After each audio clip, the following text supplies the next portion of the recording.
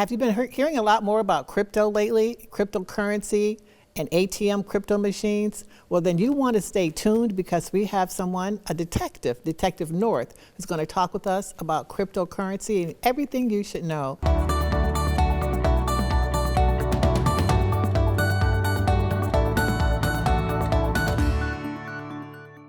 Detective North, thank you so much for being with us today. There is so much concern over cryptocurrency, particularly as it relates to ATM machines. And I'm going to confess, maybe a year or so ago, wasn't even aware that there was such a thing as a cryptocurrency ATM machine. I don't even know what they looked like until we started this work. So I'm sure there are people out there, first of all, who aren't aware. We want to make certain that they are aware, and we want to make certain they know what to do. So let's talk about cryptocurrency. What is it, and what's a cryptocurrency ATM machine? Yeah, cryptocurrency is essentially digital money. And it can get really technical on the real description of it, but if you're keeping it simple, it's digital money. Kind of like if you're using Cash App or Venmo or PayPal, you're sending your money using your phone or your computer, and it's instant, and you can send it from one person to another without necessarily using a bank directly. Okay, so we're going to be talking about that, but first let's talk about you. How did you get involved? You're a detective, and this is primarily what you do, is look at fraud as it relates to cryptocurrency?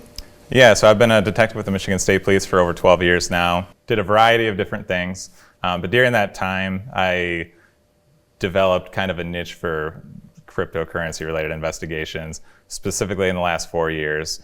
And really, it's not necessarily because it's something that I have a huge passion for or had a huge passion for, but it's because of the fact that all of our cases were now involving cryptocurrency, whether we wanted it or not. And so we just had to learn to deal with it as it came. And so now, as the Michigan State Police, we're developing a new unit right now, actually, to investigate these sort of crimes. Is that pervasive, that you actually have the whole unit dedicated to cryptocurrency fraud? It's a work in progress. Yeah. So we've been tackling it as an agency for a couple years here and there. When cases come up, we address the cryptocurrency.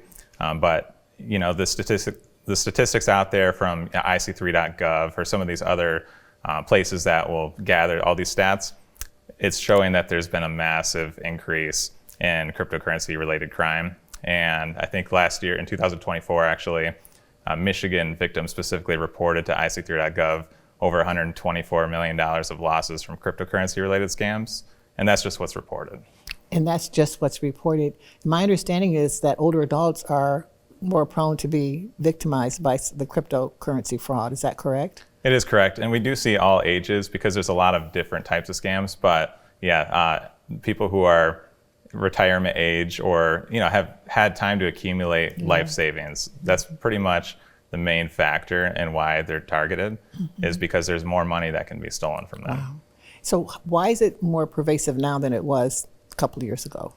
Well, cryptocurrency was created back in 2008, 2009, and not a lot of people had their eyes on it, so it was just slowly growing. And recently, over the last several years, it's just really started to gain popularity and traction, and now a lot of people know how to use it. And scammers, they always improve their tactics, and they have all day to sit there and learn how to steal from people. And so what they learned is that we can use cryptocurrency to get this money across the border faster and to scam vulnerable people even quicker. So what is it, maybe we can show some photos of this, but what is a cryptocurrency ATM machine? Is it like a regular ATM machine, or does it say crypto only on it? What does it? So you can go, if you go to a gas station, they're not going to be in every gas station, but they're increasing. And you'll see it, it'll just look similar to an ATM, but there might be like a Bitcoin logo or a cryptocurrency logo somewhere on the ATM. And obviously, as you're reading the screen, it will talk about cryptocurrency or Bitcoin. Bitcoin is the most popular cryptocurrency, but there are a lot of different ones. What we see now are ATMs that a lot of them say Bitcoin on them. And so people just go, what happens? They go, they make a deposit with their cash. Do they know that they're actually putting their money they're trying to buy Bitcoins, or they're trying to buy some type of cryptocurrency when they go in there, or exchange? I shouldn't say buy, but exchange their dollars for crypto? Yeah, so you can buy cryptocurrency at a Bitcoin ATM. That's kind of the whole point of it, at least that's how it began. But in reality, there's much easier ways to do it and much cheaper. For example, if you are actually trying to buy cryptocurrency at an ATM, they charge between 20 and 40% fees for your transaction, and a lot of them are hidden fees that they're not even telling you about. Wow. The reason why they're around so much is because they bring in a lot of money to the people who operate them because they can charge such high fees. But the people going to the ATMs typically are actually victims of crimes who are being tricked into putting their own cash into it, not even understanding that they are doing something with cryptocurrency. They just think that they're there for the reason the suspect told them and tricked them into it. So they put the cash in and they don't know really what happens next. Wow. So, I mean, you've been a detective for 12 years. Why are we allowing these machines to exist? That's a good question. I think awareness is one thing. I think you said yourself, until maybe last year, you didn't even really know they were a thing. Mm-hmm. That goes for everybody, even law enforcement.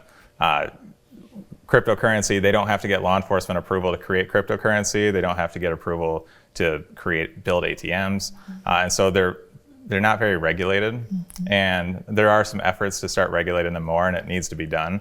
But yeah, I mean, it's a learning curve for everybody. And so now that law enforcement generally is aware, because we're dealing with so many of these cases, we are making a push to try to get regulation or potentially even eliminate some of these ATMs. Well, you can join AARP in that push, because we are absolutely advocating to, at the very, very, very least, to put some regulations and restrictions around the crypto ATM machines. Ideally, it would be to ban them. Because there's no useful purpose for them, actually, right? You can do the same thing if you're legitimate on your phone or in other ways that you can buy crypto. You don't have to go to an ATM. Is that correct? Yeah, I think it's important to say, like, devil's advocate, somebody might say, no, this has a valid purpose. It's so people have access to cryptocurrency. But as somebody who personally enjoys cryptocurrency, has bought it for investments myself for years, I even don't see the valid use for it. Because yeah, you can go on a crypto exchange like Coinbase or Kraken or Gemini, any of these places that are completely legal and valid, who don't charge you fees or charge a very small fee, and buy your crypto with a click of a couple buttons, rather than get off your couch, drive to a gas station, put as much cash as you can into it, and then pay 40% fees. So it's just not practical for really any valid use. And some statistics have recently shown that more than 90% of the activity at these kiosks are actually fraudulent. Wow, 90% are fraudulent. So we have all these kiosks, all these machines, and only 10% of them are legitimate. That's what the statistics from those studies showed. Wow, that's incredible. That's one of the reasons why AARP is working so hard, because again, this is impacting older adults more than it is anyone else, percentage-wise. And then also, there's no real legitimate use for the machine. I shouldn't say no legitimate use, but very rare is it a legitimate use for that machine. And there are other ways to buy crypto and to exchange your dollars or do whatever you need to do to buy Bitcoin. So let's talk a little bit about what people should do. What are some of the signs that someone is trying to get you, creating some kind of fraudulent act? What are some of the signs, indicators? So a big one is you'll get random social media messages on Facebook or Instagram or all these other sites. You might also get random text messages on other messaging apps that might be on your phone from people you don't know and have never met before. Sometimes it can be you receive a comment on, let's say you're a Detroit Tigers fan and you're watching and you commented on the baseball game like, "Go Tigers." Somebody might comment underneath that and say, "Yeah, go Tigers. Are you looking for a relationship?" And then they'll string up these conversations that ultimately end in that person not representing who they really were. They're convincing these victims to give them money under false pretenses for a variety of different types of scams. And so anytime someone asks for money on social media, that's a number one warning sign. You should not just delete that. Should people report when something like that happens? And if so, who do they report to? What do they do? If they've been victimized by some of these scammers, what do they do? Yeah, so I guess before we talk about what we should do to prevent, I guess, even getting in that situation, is just don't talk to people you don't know online. Ignore the messages. Don't click on any links. That can lead to them hacking your devices and potentially stealing your money without tricking you. But if something does happen to you and you do happen to fall for one of these scams, a lot of people fall for these scams. So a lot of victims, in their words, they've said, "I feel really stupid. I should have never fallen for this. Like, I knew at the time it seemed like legitimate, but now looking back, it was stupid." The truth is, no, they intentionally create these scams in a way that creates a sense of urgency, doesn't allow you time to think logically about what's happening. And so it's just their tactics that they develop, and they know what works. And then what should people do? How do they report that? Yeah, so you definitely should report it to IAC3.gov. So that's a database essentially that's going to collect all this information for all these cases, and it can actually be used to link together cases involving the same groups or suspects. So it can help build a larger case. And at the end of the day, that's very valuable, because if you did lose, let's say you lost your life savings, because a lot of people are losing everything, there's a chance that if you report it to IAC3.gov later down the road, they're going to find out who did that, and maybe there's a chance to get some restitution back. We never like to guarantee that, because usually the money's gone after you fall for the scam, which is why prevention is so important. But there is that possibility of some sort of recovery. So I have tons of questions. So where does the money go? Is it stay in the United States? Are you learning, or is it going overseas when they take when the scammers take the money? Is it leaving the country? Yeah, and do you mind if I touch back on top of the IAC3.gov real quick? No, not at all. So on top of IAC3.gov, that's an online report. It's not going to solve all your problems. You also need to make a report with your local law enforcement agency, whether it's the county, the city, or the state police post that covers the area where you live. That's where you would make that report. And then our unit that we talked about, the Michigan Cyber Command Center, we can do crypto tracing for these agencies to help them out with the tracing to identify where the assets went. Okay. And that's what would lead into how we end up finding it and investigating it. Okay. And these scammers are primarily in the United States? Are they out there? Are they in other countries? Where are the scammers, people who are taking this money, where are they housed? Yeah, so most of the time we're finding that they're outside of the United States.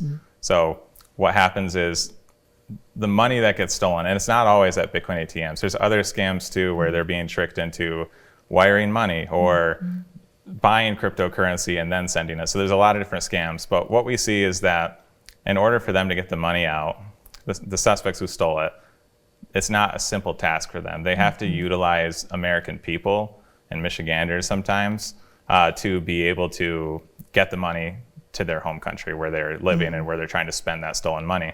So what they'll do is they will trick people, same way, social media, text messages, just through chatting with the stranger, they will trick people into helping them launder the money. Now, these people don't know they're laundering money. They think that they're doing something legitimate with their new boyfriend they've never met in person or girlfriend, and now they're sending this money overseas, helping the suspect. They had no clue, but now this money's been laundered, and it's hard to get to.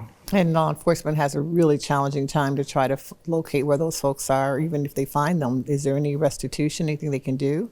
Yeah, that's correct. I mean, once these crimes happen, it is very difficult to be able to find those assets that were stolen or the money that was stolen and get it back. It's not impossible, but the ways to help that, if you do unfortunately fall victim to a scam, making that IC3 report, contacting law enforcement immediately is key. If you go to a Bitcoin ATM and you're tricked into putting money in and you felt uncomfortable and you walk away from that ATM thinking, maybe I was just scammed, if you can report that immediately, there is a chance that within 30 minutes to an hour that transaction can be stopped. So it's important that even if you aren't sure, still contact the police. It's not going to cost you any money to call the police and inquire. And you might learn, like, yeah, I was a victim of a crime, but at least I called quick enough to be able to stop this transaction. That's really good information. So if you're having second thoughts, just call. Even if they find out they know it's legitimate, at least you feel better. One way or the other, just call if you're having second thoughts about what just happened, particularly when 90% of all those transactions are fraudulent. You should have second thoughts. Absolutely. Absolutely. You should, as a matter of fact, you should stay away from the ATM machines. That's just Paula talking. But you should stay away from the machines at all and use other forms to buy your crypto or to do whatever you need to do. When you talk about crypto, ideally, if you ruled the crypto world, what would you like to see happen? If I rule the crypto world, I would go back and have all the Bitcoin, and I'd be retired. I wouldn't be here talking to you today. But in reality, when it comes to preventing crime and things that we can do of that nature, cryptocurrency is legitimate on its own. It's the majority of cryptocurrency itself is actually not related to crime, and it's normal business practices, and it's people sending money freely. And there's a lot of great things about crypto. The part with anything that has great things, for example, cross-border payments without paying high fees, all this stuff, you're going to have people taking advantage of it. So some of the things that make crypto great are also some of the things that make it vulnerable, and there isn't really a perfect way about it. So it's just when you have access to something like that, it's going to be taken advantage of. So you said crypto has some value. Talk a little bit about that, because there are a lot of older adults who've probably hearing the term crypto. They know that it's a digital form of money, that you get a certificate, with the number on it. That's you got to hang on to that. Talk a little bit about folks who do have crypto, what they need to do to protect it. Yeah, and I'm never going to tell anybody to invest in cryptocurrency, right. So I just want to make that clear. Right. But if you do have cryptocurrency, then there are things you can do to protect it. Some cryptocurrency exchanges, the major ones, you have to do your own research, but they may be insured a little bit. So if some of your money does get stolen, some of it might be insured and you might be able to get some of that back. But in reality, the best way to protect it is to never share your passwords, never give anyone access to log in, make sure your passwords are secure. If you receive an email from, let's say you sign up for Coinbase because you want to buy crypto, you're going to get a lot of emails from people pretending to be Coinbase. And they're going to have links in there. If you click that link, then they're going to be one step closer to going into your account and stealing everything you have. So basically, if you ever want to talk to Coinbase, then you can go through their official website and their app and chat with them that way. But anyone calling you or sending an email saying they're from Coinbase with any sort of urgency, just ignore it. It's probably not real, and it's probably going to lead to you getting your money stolen. Good advice. Very good advice. And that's true for any type of financial transaction that you do online, right? Yes. Excuse me. Anytime someone asking you for money or asking you for any sense of urgency at all, or to buy something that you can't validate or check that out, just beware. With the Michigan State Police, ideally 3 years from now, what would they like to see happen with? Hopefully this department would not be needed anymore. Okay.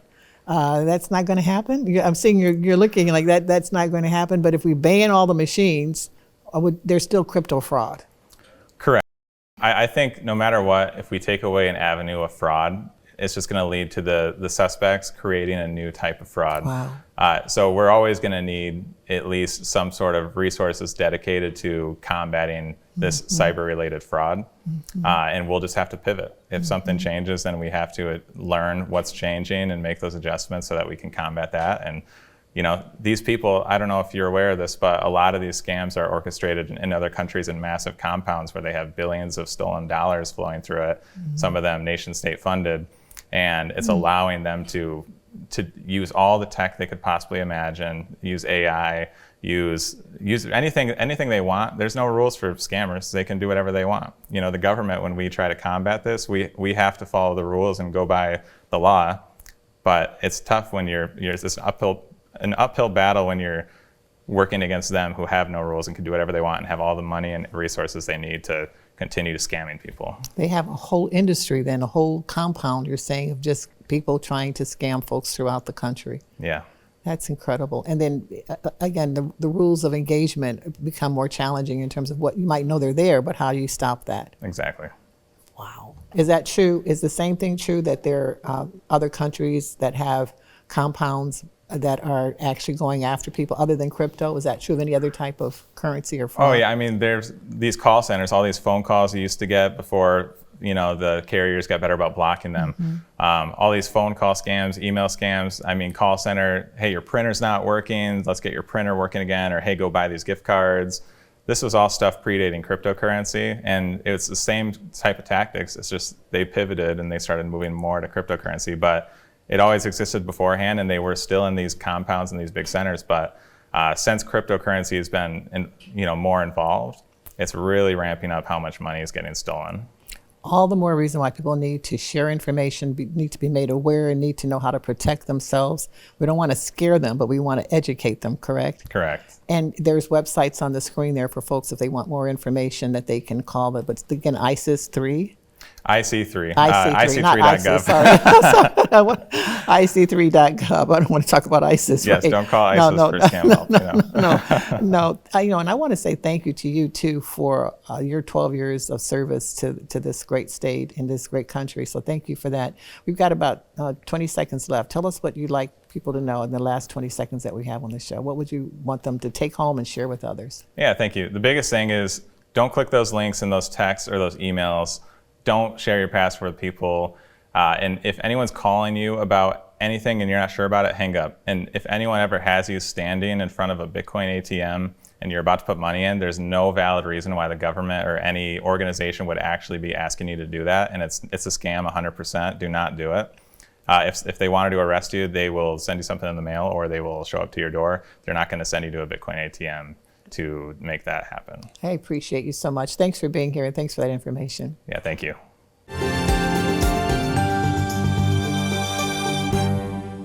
Hi, I'm Tracy Anderson with Impart Alliance at Michigan State University. Today I'm joined by Darlene Brown. Darlene is owner and operator of HCP Homes right here in Lansing.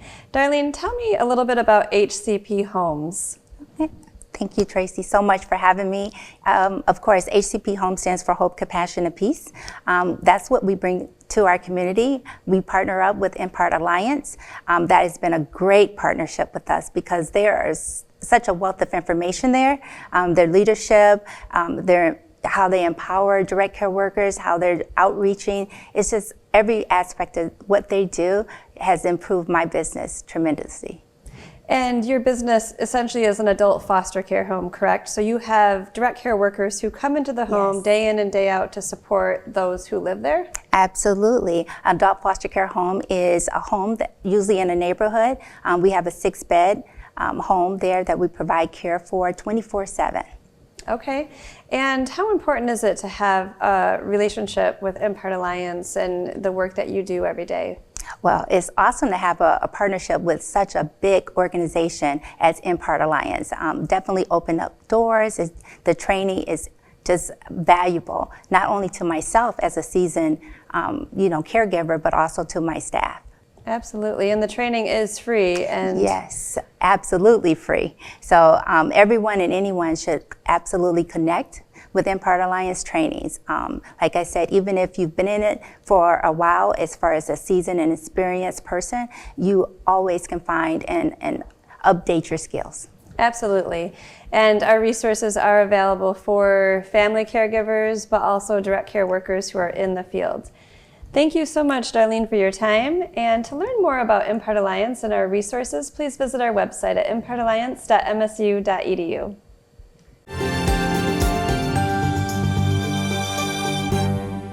You ever have questions about nursing homes and whether they accept Medicaid or not accept Medicaid? That's why David's here. Well, there's such a huge misconception about that. Everybody thinks, oh, nursing home, Medicaid. Medicaid nursing homes, they're the bad ones, or, they smell bad and everything's terrible. The reality is that at $13,500 a month on the low end to $18,000, $20,000 a month on the high end, nobody can afford to pay for nursing home care. Right. That's why every nursing home, with very few exceptions, almost 100% of nursing homes, the very nice ones, maybe the more budget-oriented ones, they all accept Medicaid to be paid.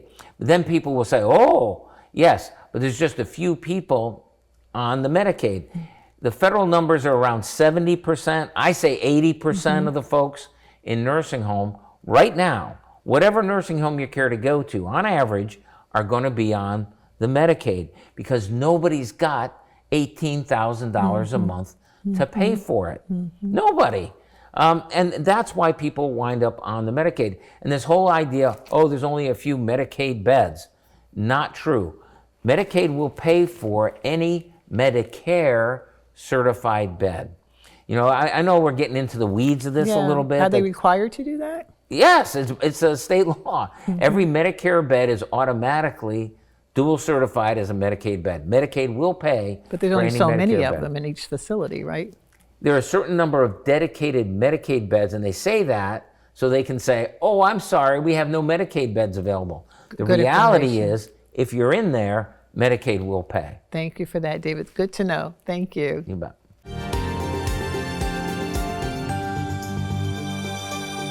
Retirement, that's the word everyone talks about at some point in their life. But retirement doesn't happen in a single day.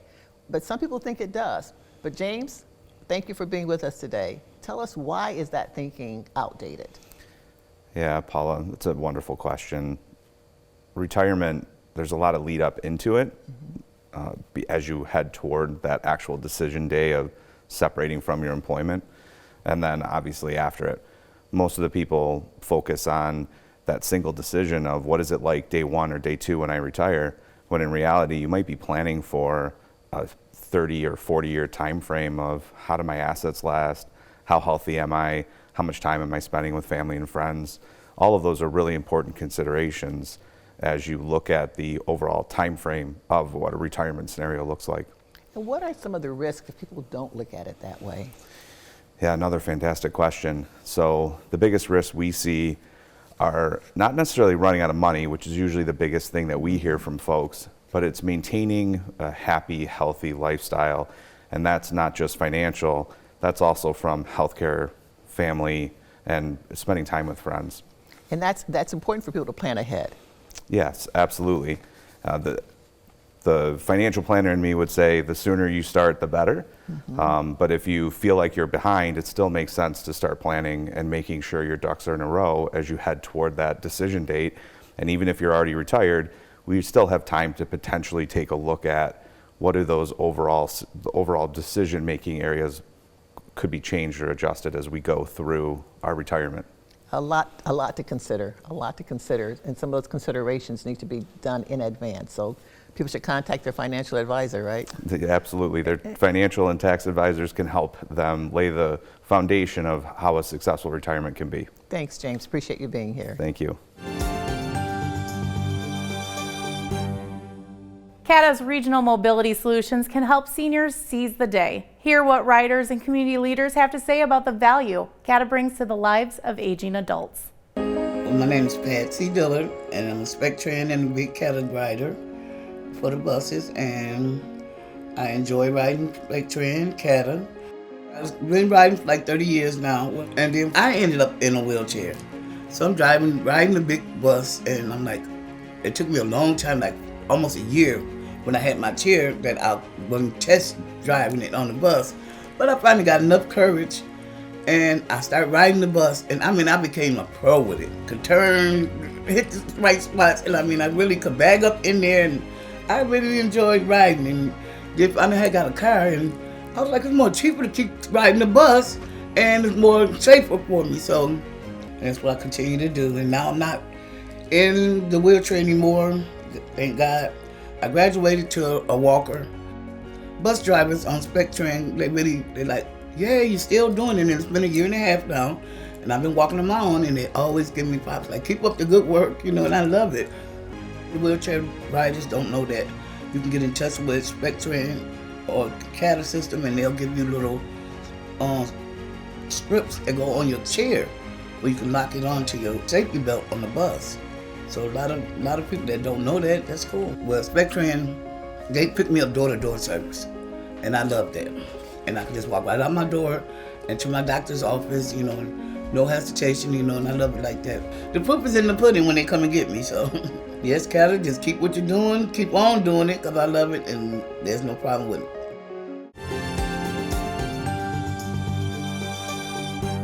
If you receive some valuable information that might help someone else, please don't keep it to yourself, but make certain that you share it and that you stay aware of what's going on, and don't just send your money to anybody. Thank you for watching Real Possibilities.